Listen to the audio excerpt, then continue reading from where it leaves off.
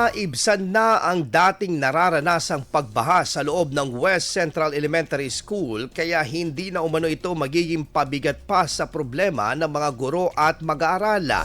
Sa panayam po ng IFM News Dagupan kay West Central Elementary School Principal 4 Renato Santillan, flood-free na ang mga Silid-Aralan simula ng magkaroon ng mga flood mitigation projects tulad ng drainage upgrade. Kung malakas man daw ang pag-uulan, mababaha ito bagamat mabilis din umanong humupa.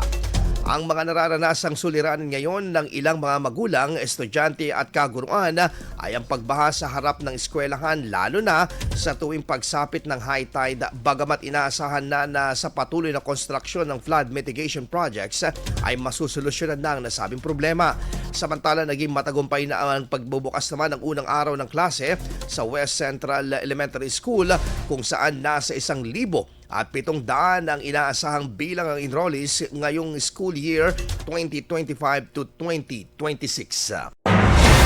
IFM News. IFM News. IFM News.